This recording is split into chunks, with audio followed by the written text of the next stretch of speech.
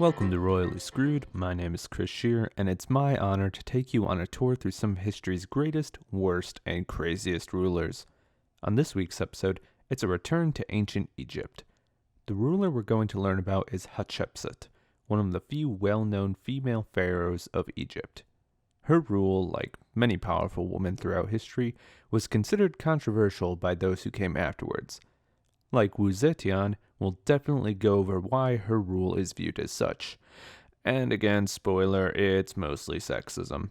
Who could have seen that coming? But while Hatshepsut was an incredible ruler in her own right, the mystery of her rule is actually why she is so famous. It's a story that stretches far past her own life thousands of years ago, up to fairly recent in human history. You see, Hatshepsut is mostly known for having been completely unknown for so long. I'll try not to spoil anything too much, but we did not even know she existed until the 19th century. How on earth could this happen? Well, you'll just have to tune in to find out. So without further ado, let's begin the story. We're going back in time to 15th century BCE in Unearthing the Rule of Hatshepsut.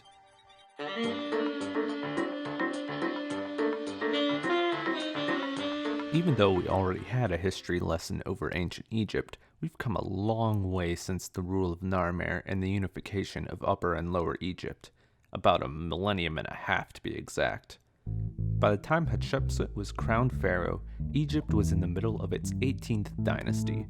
To give you a bit more perspective, Narmer was the first king of the first dynasty of ancient Egypt. Each dynasty was more or less a series of pharaohs descended from the same bloodline or through a marriage into that bloodline.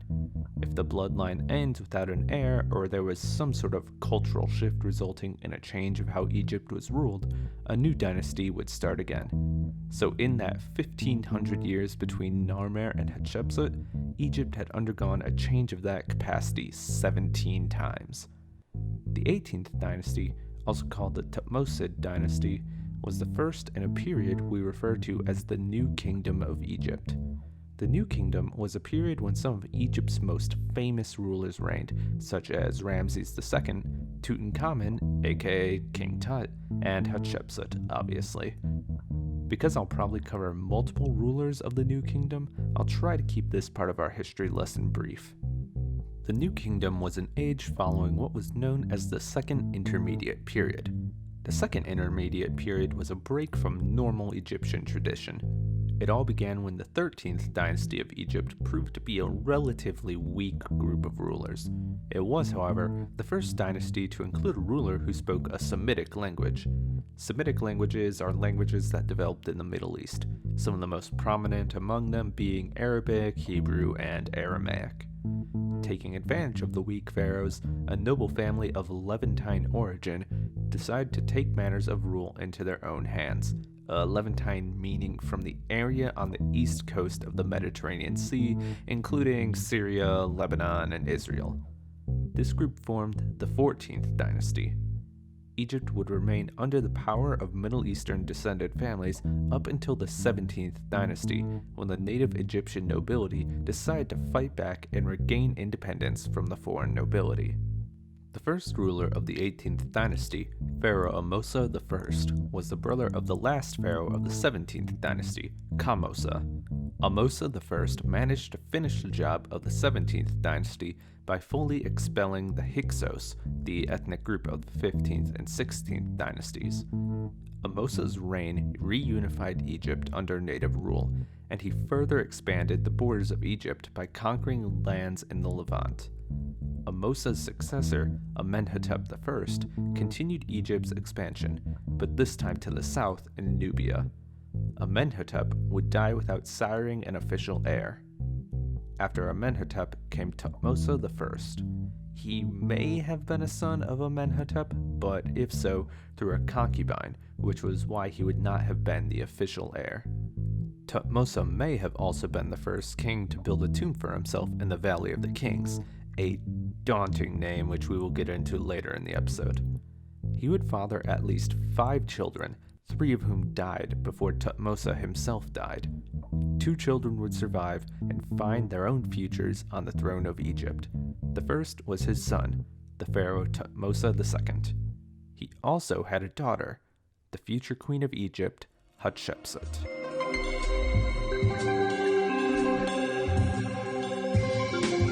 Hatshepsut was born in 1507 BCE to Pharaoh Thutmose and Amosa, his queen and official wife, and not the first pharaoh of the dynasty despite the same name. That will come into play in a moment.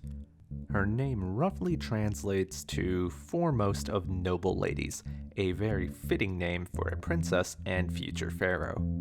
Because the beginning of her story is heavily entwined with that of Thutmose II, I should mention that they were only half-siblings. Thutmose II was the son of Thutmose I and Mutnofret, a secondary wife of the pharaoh. Hatshepsut had an older full-blooded brother named Amenmose. In the original plan of Thutmose I's reign, Amenmose was his heir. However, Amenmose died sometime during his father's tenure as king. This left a problem of who to name as heir. Pharaoh bloodline politics aligned pretty much with every other nation's royal bloodline politics. The king, pharaoh in this case, would pass the throne to his firstborn son of his official wife, Amosa in Thutmose I's case. But what happens when there is no firstborn son or the firstborn son dies? In the latter case, it would go to the secondborn son of the pharaoh and chief wife. Cool, so it would go to Hatshepsut's other brother, Watjamosa, if he was in fact a son of Amosa. Well, Watjamosa also died before his father. On the topic of child death, I'll casually throw in that Hatshepsut had a younger sister named Neferubidi, who also died as a baby. Now, there are no more sons of Thutmose and Amosa. If Thutmose had any other children that I have yet to mention, I couldn't find any evidence of them. This only leaves Hatshepsut and Thutmose II. While the throne of Pharaoh was able to pass to a son of a secondary wife, this was usually seen as a weaker choice. But obviously, the throne can't go to a woman. That would be crazy, right? So, what does Pharaoh Thutmose do? He has the 2 half-siblings marry each other. Now, Thutmose II is married into the royal family and has a stronger claim to the throne of Egypt. Yeah. If you want the situation to be any weirder than it already is, this all happened when Hatshepsut was somewhere around 12 to 14 years old. Thutmose I died in 1493 BCE, after which Thutmose II ascended to the throne with Hatshepsut as his queen. They were both still teenagers at this time. Thutmose II's reign is not very well documented, and there's plenty of debate among historians over how long he was actually pharaoh. Some historians say as short as 3 years, while others say as long as 13 years. What we do think we know is that many of the campaigns that were waged during his rule were probably completely planned by military generals rather than young Thutmose himself. Thutmose II had 2 children. He and Hatshepsut had a daughter together named Neferure. He also had a son with a secondary wife, Iset, and this child would eventually become Pharaoh Thutmose III. Once again, we see the same situation with Thutmose II that we had with his father. Luckily, Thutmose II is completely fine with passing the throne on to his son without having Thutmose III marry his half-sister. So when Thutmose II died, probably in 1479 BCE, it was a simple transition from father to son.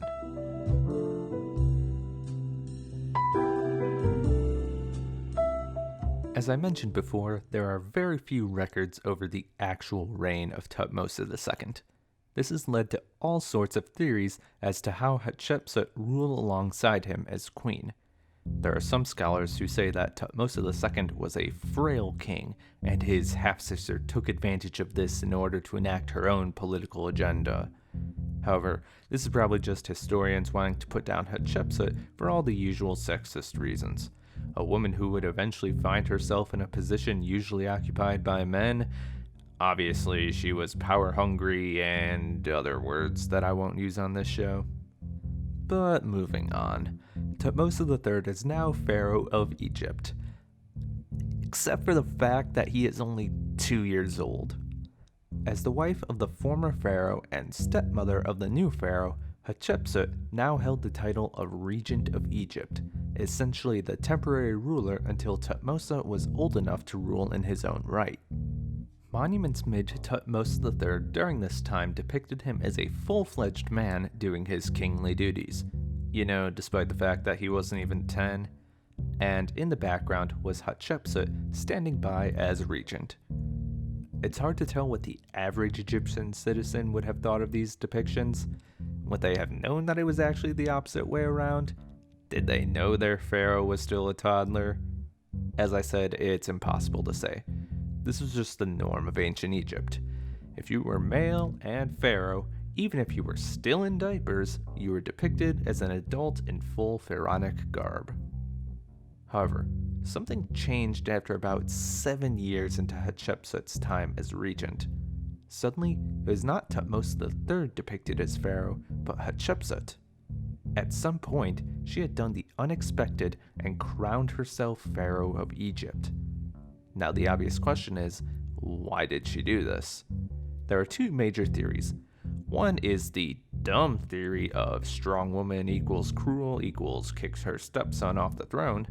The other theory that's been gaining traction in more recent years is that there was possible political strife in Egypt. You have to remember that Thutmose III is still a child, and nobles usually don't like taking orders from children, even if the real power of the state is in the hands of a capable adult. Other nobles may have conspired against the young pharaoh in order to seize the throne for their own gains. In this case, in order to keep the throne safe for Thutmose's eventual rule, Hatshepsut saw that the only option was to crown herself pharaoh, at least temporarily. Nonetheless, this was an unprecedented event. She would have to find a way to make sure the people understood they were still in good hands. This was achieved in two ways. One, Hatshepsut would only be depicted as male in all of her official artwork and monuments. This is probably because she was only the second or third female pharaoh since Narmer had become pharaoh a millennium and a half before, and the last female pharaoh's rule had been a pretty rough decade for Egypt. The Egyptians would trust a male ruler. And two, Hatshepsut took on the new royal name of Matkare, meaning truth is the soul of Ra. Mat, translated as truth in Hatshepsut's name, also meant order established by the gods. Essentially, Hatshepsut was pulling a big, things are fine, you just gotta trust me. And the thing is, it worked. And as I'll get into next, it worked really well.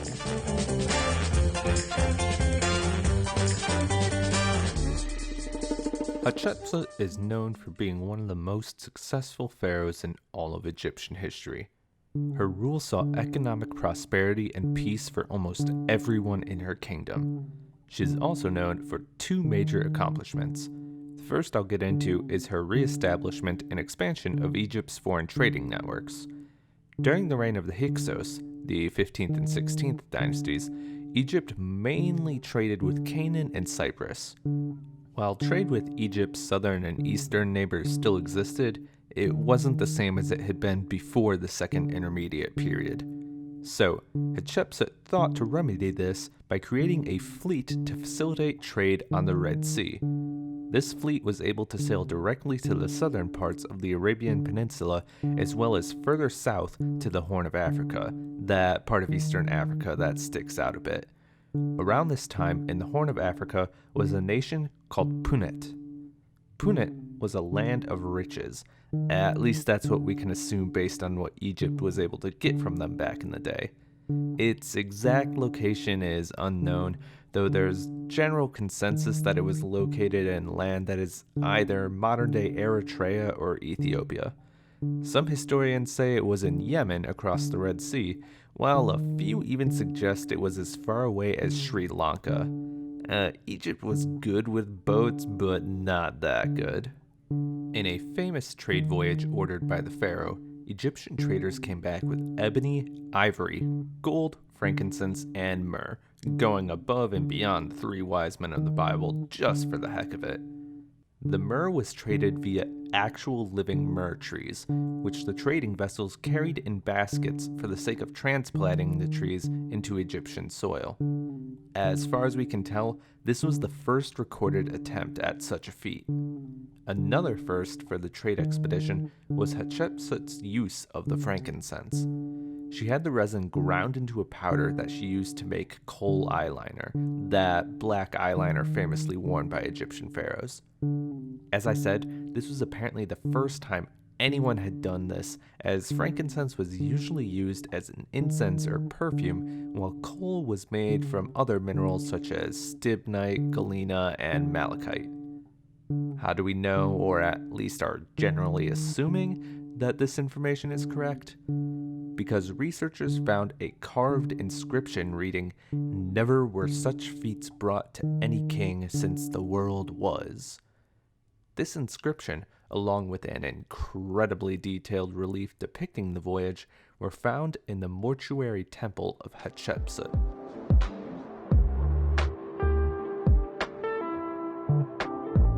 Besides the massive trade deals Hatshepsut planned, she's also known for her building projects, specifically the mortuary temple of Hatshepsut.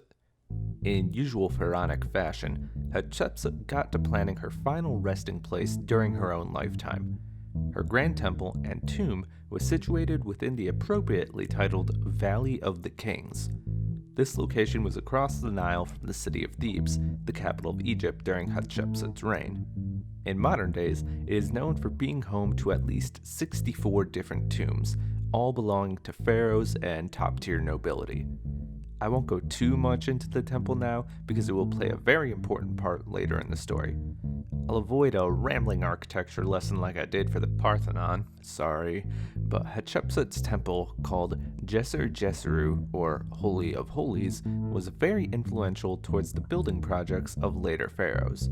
In fact, several later pharaohs would go so far as to slap their names onto other architectural projects Hatshepsut had completed during her tenure as pharaoh.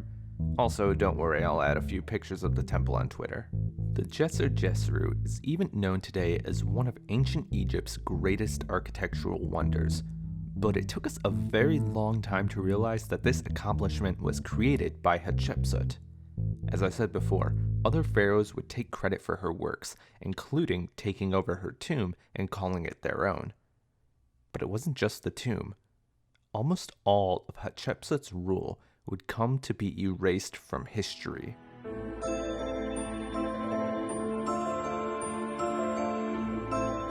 Hatshepsut died in January of 1458 BCE, likely from bone cancer based on testing done on her mummy. She had ruled for about 22 years. Wait, we're already at her death? There's still plenty more show to go. Yes, I'm getting there. With Hatshepsut's death, Thutmose III was finally able to rule as pharaoh in his own right. He continued in his stepmother's example for about 20 years, then things changed. Thutmose had most of Hatshepsut's monuments destroyed in an attempt to erase his stepmother's rule from the history of Egypt. As to why he would do this, we can never be 100% sure. Early theories were that Thutmose was angry that his stepmother stole the throne from him. But then why would he wait 20 years to do this? He was already a grown man capable of making his own decisions when Hatshepsut died. Even in modern days, theories differ over Thutmose's course of action. There are those who think he attempted to erase Hatshepsut in order to make people forget a woman was ever on the throne. Others think it may have had something to do with legitimacy in the line of succession. With Hatshepsut out of the picture, it would seem like the throne went directly from Thutmose II to Thutmose III. This would strengthen the pharaoh's claim to the throne. Some scholars also think it's possible that Thutmose's own son, Amenhotep II, was less than legitimate. but erasing Hatshepsut would cause less worry over legitimacy if Thutmose III had come from a legitimate background. No matter what the reason was, Hatshepsut's accomplishments, piece by piece, were stricken from the history books. This continued past Thutmose III into Amenhotep II's reign as well. Amenhotep just seemed like a fairly misogynistic guy because he saw to it that none of his wives were recorded in history, nor would they receive the usual titles of honor. And after some time, either by Thutmose or Amenhotep's hands, Hatshepsut's temple was reimagined as the final resting place of Thutmose III. The temple would later undergo further desecration under the rule of Pharaoh Akhenaten, whose religious priorities saw the removal of any mentions of the god Amun within the temple. Akhenaten ruled in the mid-1300s BCE, about 100 years after Hatshepsut, but by that time, Hatshepsut had been all but forgotten. But this would not last for forever.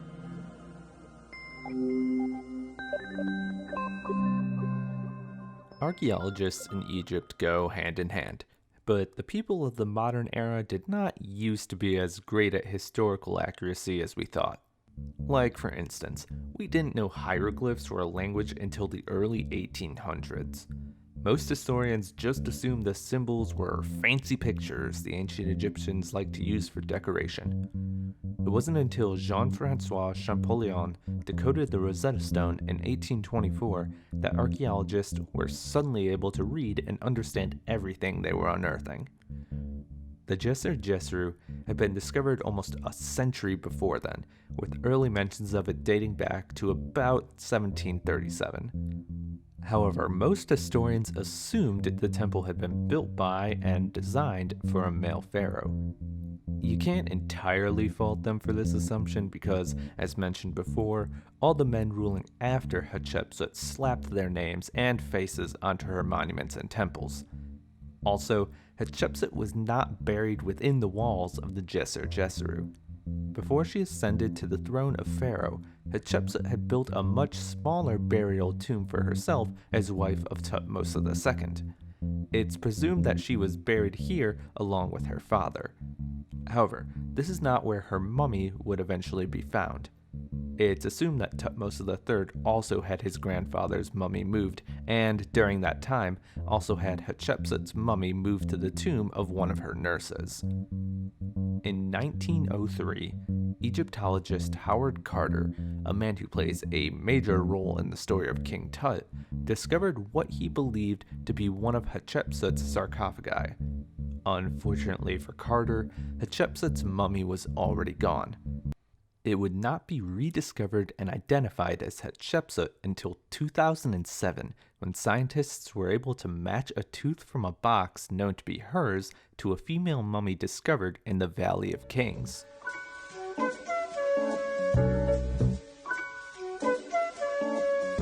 I struggled back and forth a bit whether to go into more recent historical ideas of Hatshepsut, but a lot of it is just people assuming Hatshepsut was a power-hungry woman or working hand-in-hand with a conniving partner, namely her steward Senenmut. There's no questioning that Hatshepsut was a great ruler in her own right, and even if she did trick her way onto the throne, she did a very good job at leading her people afterwards.